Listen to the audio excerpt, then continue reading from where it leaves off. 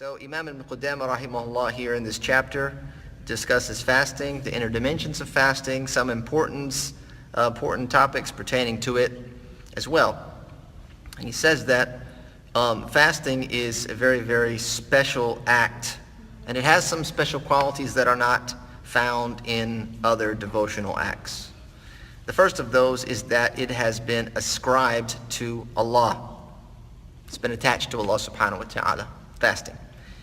As he says, "As-sawmu li wa ana ajzi bih." Fasting is for me and I give reward for it. And this is sufficient enough, this attachment here, this ascription to Allah subhanahu wa ta'ala, which is an attachment of sharaf, which means nobility. It's a lofty position, much like the way Allah subhanahu wa ta'ala ascribes the house to himself. فَطَهِرْ بَيْتِي, he says, and purify my house, talking about the Kaaba. Of course, we understand that Allah does not live in that house. Subhanallah, ta'ala, amma yaqulun. Right? Allah subhanahu wa ta'ala is perfect of imperfections and is above and beyond his creation. He's perfect. However, he ascribes that house to himself in order to raise the status of that house. Like various other things, there are two different ways of this type of idafa or ascription here. One is ownership and one is sharaf, which is nobility and position. So that's what this is here when we say as-sawmu li wa ana ajzi bih. Allah says fasting is for me and I reward for it, because we know all of the righteous actions, they're done for Allah, and it is Allah that gives the reward. However, Allah subhanahu wa ta'ala is specifying fasting as something very special, very particular. Ibn Hajar al-Asqalani, he mentions over 10 reasons why that is. Over 10 reasons why that is. Here, Ibn Qudamah, he says, the virtue of fasting is due to two things. Due to two things. The first is that it is a secret inner action that is done, fasting. And something that creation cannot see, whether you're fasting or not.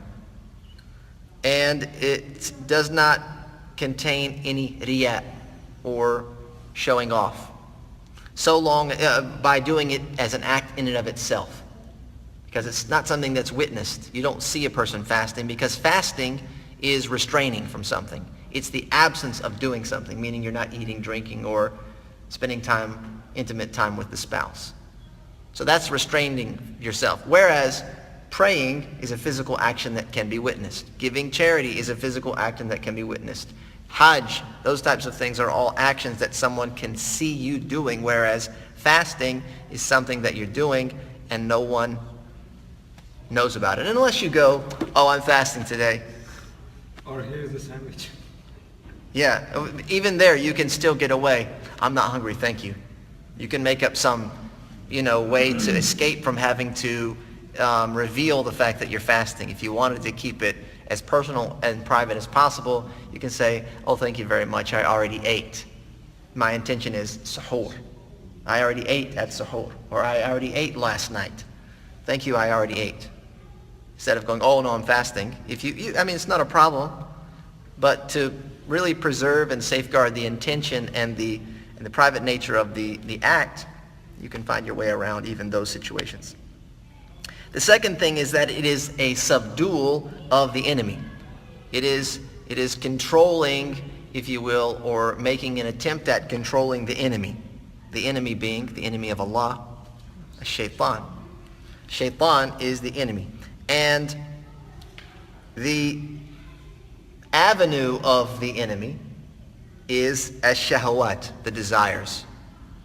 That's the avenue, right? Shaitan has two main avenues that he approaches the servants of Allah. The first is ash-shahawat, which are your desires. The shaitan tries to leverage those carnal desires. The human desires, the lower self, tries to utilize those desires to lead you astray, to lead you into sin. And the other avenue is ash-shubuhat, which are doubts. A person having doubt in faith. And shaitan will try and magnify and amplify those doubts, or try to cast doubts into the heart of the faithful to divert them from the truth. So fasting, what it does is it subdues the desires. The desire, so what fuels ash-shahawat is your food and drink. Right? When you eat and you drink, you're fueling your desires. You're giving fuel to the body. And so long as the land, if you will, he says, of desires is fertile, right? Then the shayateen, they will frequent your pasture, excuse me. They will frequent that pasture. So long as it's fertile ground, they'll continue to come back to eat. Like the pesky animals that come. If the farmer has a farm, it's full of vegetation.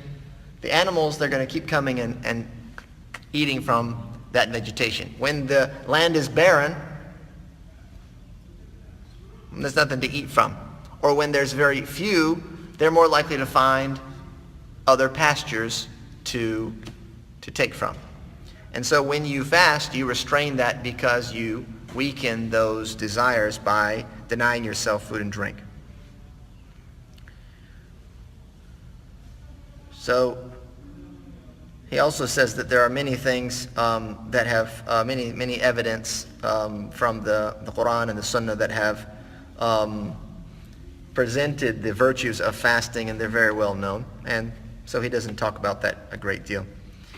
The next thing is, the next section of this chapter deals with the sunan, the preferred acts of fasting. He says, يَسْتَحَبُّ السُّحُورِ. Right? It's preferred that you eat suhoor. Suhoor is a meal that is just before Fajr prayer. Suhoor, it comes from the root word sahara, which is like, it's used to talk about magic, but what it really means is something that is hidden and concealed. Because magic is like concealing of things. And so suhoor is called suhoor because it's a meal that's eaten in the depths of the night and it's concealed from the watchful eyes of people. Most people don't watch you eating suhoor. And suhoor, it should be delayed. Right? That's a preference, is that it's delayed until close to the time of Fajr, and that when you make iftar, that it is that you're hasty in making your iftar. And that when you make iftar, you use or you eat dates as the initial food to break your fast.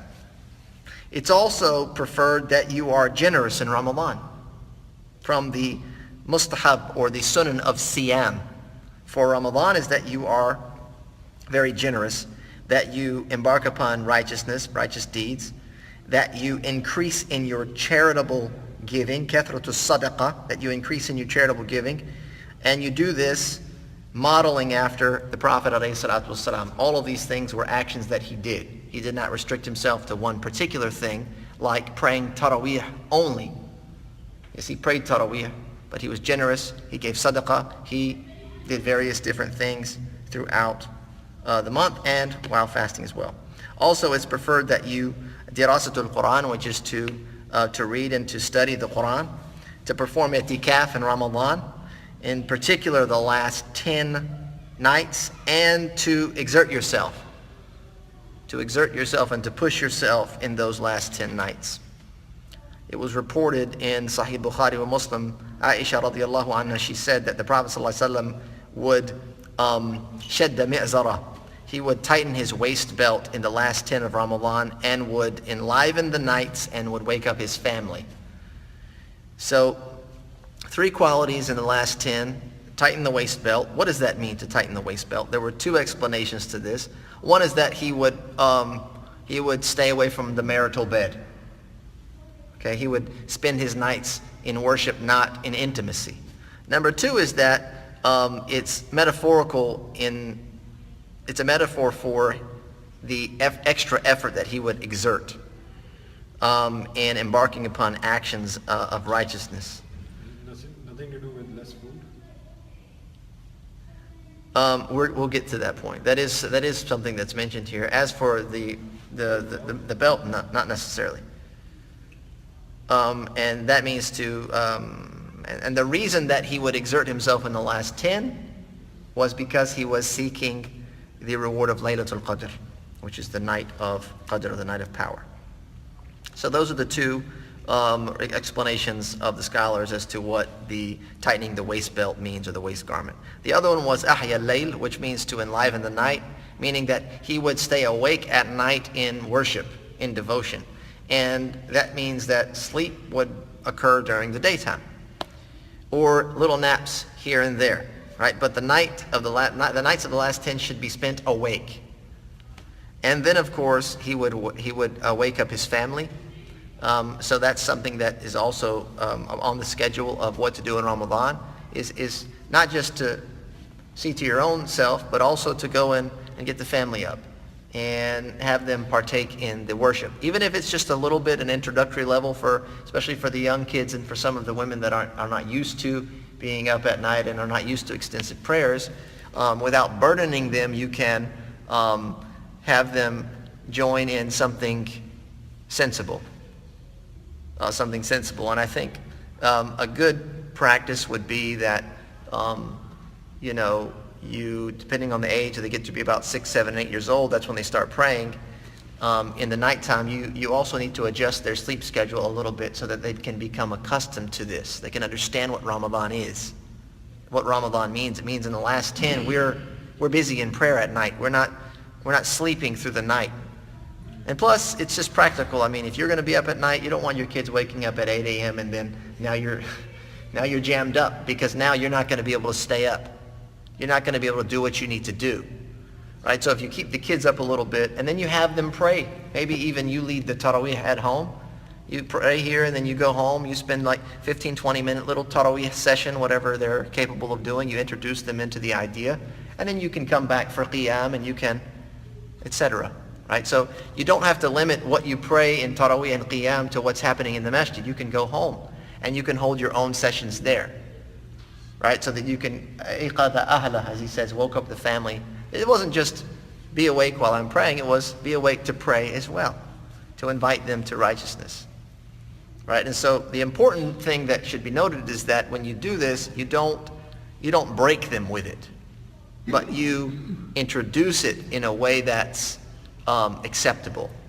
Right? So if 1 hour is just gonna kill it for them, it's gonna turn them off, well then, take it easy, be merciful. You spend for an hour, let them do 15, 20, 30 minutes, whatever they can do. And what I like to do is ask, as you go, rak'atain, do you want to do some more? Or are you tired? Would you like to do another one? Would you like to pray some more? You allow them to kind of take the ownership of that, so it feels like it's their program. Say, are you ready? They want to pray. How many should we pray? Well, we're going to pray 6. Okay. And as you go, okay, you still want to keep going? So the idea is at least they've done something, and you've introduced this into their life, and you've given them a portion of that in their earlier years.